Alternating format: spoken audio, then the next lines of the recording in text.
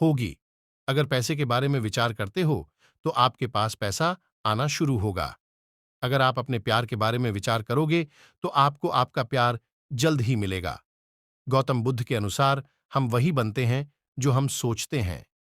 जिस तरह कोई व्यक्ति बुरी सोच के साथ बोलता या काम करता है तो उसे कष्ट ही मिलता है, वही यदि कोई व्यक्ति शुद्ध विचारों के साथ बोलता या काम करता है तो उसकी परछाई की तरह खुशी उसका साथ कभी नहीं छोड़ती है। वही गौतम बुद्ध की यह कहानी जो आज हम आपको बताने जा रहे हैं, इसे सुनने के बाद आप जीवन की सभी समस्याओं को चुटकियों में हल करने में सक्षम रहेंगे। दोस्तों, एक बार की बात है, महात्मा बुद्ध प्रवचन दे रहे थे। प्रवचन में आसपास के बहुत से लोग शामिल थे। सभी लोग ध्यान से बुद्ध को सुन रहे थे। कुछ देर में प्रवचन समाप्त हो गया, तब लोगों ने बुद्ध को प्रणाम किया और अपने अपने घर को चल पड़े। पर एक यह युवक वहां पर ही बैठा रह गया। बुद्ध की नजर उस युवक पर पड़ी तो वे पूछ बैठे, क्या बात है वत्स, कोई जिज्ञासा है क्या? युवक बुद्ध के पास गया और प्रणाम करके बोला, प्रभु, बहुत उलझन में हूं। जितना इस बारे में सोचता हूं उतना ही उलझ जाता हूं। कैसी उलझन है वत्स? बुद्ध ने प्रश्न किया। युवक हाथ जोड़कर बोला, प्रभु, यह संसार कितना विशाल है। संसार में लाखों करोड़ों लोग निवास करते हैं, उनमें भी एक से बढ़कर एक विद्वान, कलाकार, योद्धा। ऐसे में उन सब के बीच मुझ जैसे सामान्य प्राणी का क्या मूल्य है? युवक की बात सुनकर बुद्ध मुस्कुरा दिए। वे बोले, तुम्हारी जिज्ञासा का उत्तर मिल जाएगा, पर इसमें थोड़ा सा समय लगेगा क्या? तब तक मेरा एक छोटा सा काम कर सकते हो प्रभु? यह तो मेरे लिए गर्व का विषय है कि मैं आपके काम आ सकूं। युवक ने पुनः अपने हाथ जोड़ दिए और कहा, आप आदेश करें। प्रभु बुद्ध ने युवक को एक चमकीला पत्थर देते हुए कहा, तुम्हें इस पत्थर का मूल्य पता करना है, पर ध्यान रहे इसे बेचना नहीं है, सिर्फ इसका मूल्य पता करना है। जैसी आज्ञा प्रभु। ऐसा कहते हुए युवक ने बुद्ध से वह पत्थर ले लिया। उसने एक बार फिर से उन्हें प्रणाम किया और बाजार की ओर चल पड़ा। बाजार वहां से ज्यादा दूर नहीं था। युवक थोड़ी देर में वहां पहुंच गया। वह सुबह का समय था, इसलिए बाजार अभी ठीक से लगा नहीं था। वहां पर इक्का दुक्का दुकानदार ही थे। युवक ने जिज्ञासावश इधर उधर नजर ई। उसे एक पेड़ के नीचे एक दुकानदार नजर आया। वह आम बेच रहा था। युवक उस दुकानदार के पास पहुंचा और उसे पत्थर दिखाते हुए बोला, क्या आप इस पत्थर की कीमत बता सकते हैं?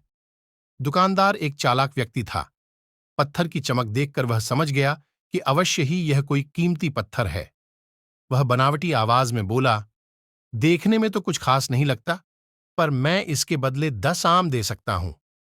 दुकानदार की बात सुनकर युवक को हल्का सा क्रोध आ गया। वह मन ही मन बुदायर समझता है, इतना सुंदर पत्थर और इसका मूल्य सिर्फ 10 आम। अवश्य ही यह झूठ बोल रहा है। युवक को चुप देखकर दुकानदार बोल उठा, क्या कहते हो, निकालूं आम पर? युवक ने दुकानदार को कोई जवाब नहीं दिया। वह चुपचाप आगे बढ़ गया। सामने एक सब्जी वाला अपनी दुकान सजा रहा था। युवक उसके पास पहुंचा और उसे पत्थर दिखाते हुए उसका मूल्य पूछा। उस पत्थर को देखकर सब्जी वाले की आंखें खुशी से चमक उठी। वह मन ही मन सोचने लगा, यह पत्थर तो बहुत कीमती जान पड़ता है। अगर यह मुझे मिल जाए तो मजा ही आ जाए। क्या हुआ भाई, कहां खो गए? युवक ने दुकानदार की तंद्रा तोड़ी। सब्जी वाला चौंकता हुआ बोला, कुछ नहीं कुछ नहीं, मैं तो बस मन ही मन इसकी कीमत की गणना कर रहा था। वैसे मैं इस पत्थर के बदले एक बोरी आलू दे सकता हूं। सब्जी वाले के चेहरे की कुटिलता देखकर युवक समझ गया कि यह दुकानदार भी मुझे मूर्ख बना रहा है। मुझे किसी और से इसका मूल्य पता करना चाहिए। यह सोचता हुआ युवक आगे बढ़ गया। सब्जी वाले दुकानदार ने युवक को पीछे से आवाज लगाई, क्या हुआ भाई, अगर आपको यह मूल्य कम लग रहा है तो बताएं तो सही, मैं इसे बढ़ा दूंगा। पर युवक ने उसकी बात पर ध्यान नहीं दिया। वह अब इधर उधर किसी ऐसे व्यक्ति को खोजने लगा जो जानकार हो और उस पत्थर की सही मूल्य बता सके। युवक को लग रहा था कि अवश्य ही यह कोई कीमती पत्थर है, शायद कोई जौहरी इसका सही मूल्य बता स ये सोचता हुआ युवक एक जौहरी की दुकान पर पहुंचा। जौहरी अपनी दुकान को अभी खोल ही रहा था। उसने युवक को अपनी दुकान की ओर आते हुए दूर से देख लिया था। साथ ही उसने युवक का हुलिया देखकर यह भी भांप लिया था कि यह कोई गरीब व्यक्ति है जो संभवतः कोई गहना बेचने आया होगा। जौहरी ने हाथ जोड़कर युवक को नमस्कार किया और मुस्कुराकर पूछा, बताए महोदय, मैं आपकी क्या सेवा कर सकता हूं?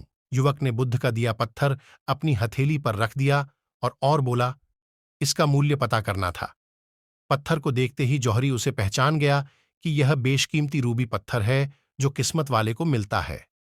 वह बोला, पत्थर मुझे दे दो और मुझसे 1 लाख रुपए ले लो।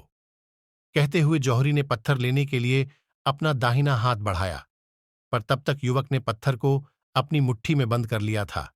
उसे पत्थर के मूल्य का अंदाजा हो गया था, इसलिए वह बुद्ध के पास जाने के लिए मुड़ गया।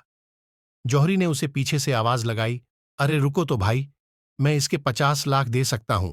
लेकिन युवक को वह पत्थर बेचना तो था नहीं, इसलिए वह रुका नहीं और दुकान के बाहर आ गया। पर जौहरी भी कम चालाक नहीं था। वह उस अनमोल पत्थर को किसी भी कीमत पर अपने हाथ से जाने नहीं देना चाहता था। वह दौड़कर उसके आगे आ गया और हाथ जोड़कर बोला, तुम यह पत्थर मुझे दे दो, मैं इसके बदले 1 करोड़ देने को तैयार हूं। युवक को जौहरी की बातों में अब कोई रुचि नहीं रह गई थी। वह जल्द से जल्द बुद्ध के पास पहुंच जाना चाहता था, इसलिए ना तो वह रुका और ना ही उसने जौहरी की बात का कोई जवाब दिया। वह तेज तेज कदमों से बुद्ध के आश्रम की ओर चल पड़ा।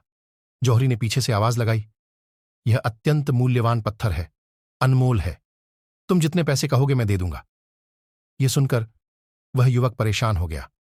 उसे लगा कि कहीं पत्थर के लालच में जौहरी उसे पकड़कर जबरदस्ती ना करने लगे, इसलिए वह तेजी से आश्रम की ओर दौड़ पड़ा। युवक जब बुद्ध के पास पहुंचा तो वह बुरी तरह से हाँफ रहा था। उसे देखकर बुद्ध मुस्कुरा दिए, फिर भी उन्होंने अपने चेहरे से कुछ भी जाहिर नहीं होने दिया। वे बोले, क्या बात है वत्स, तुम कुछ डरे हुए से लग रहे हो? युवक ने बुद्ध को प्रणाम किया और सारी बात कह सुनाई। साथ ही उसने वह पत्थर भी उन्हें वापस कर दिया। बुद्ध बोले, आम वाले ने इसका मूल्य 10 आम बताया, आलू वाले ने 1 बोरी आलू और जहरी ने बताया कि यह अनमोल है। इस पत्थर के गुण जिसने जितने समझे उसने इसका मूल्य उसी हिसाब से लगाया। ऐसे ही यह जीवन है, प्रत्येक व्यक्ति खान से निकले हुए एक हीरे के समान है जिसे अभी तराशा नहीं गया है। जैसे जैसे समय की धार व्यक्ति को तराश की जाती है, व्यक्ति की कीमत बढ़ती जाती है। यह दुनिया व्यक्ति को जितना पहचान पाती है उसे उतनी ही महत्ता देती है। कहते हुए बुद्ध एक क्षण के लिए रुके, फिर बोले, किंतु आदमी और हीरे में अंतर यह है, हीरे को कोई दूसरा तराश होता है और व्यक्ति को अपने आप को स्वयं ही तराशना पड़ता है। और जिस दिन तुम अपने आप को तराश लोगे, तुम्हें भी तुम्हारा मूल्य बताने वाला कोई ना कोई जौहरी मिल ही जाएगा। गौतम बुद्ध उस लड़के को यह सीख देना चाहते थे कि जो इंसान अपने मन में खुद के बारे में विचार करता है, वह व्यक्ति उसी के समान बनता जाता है।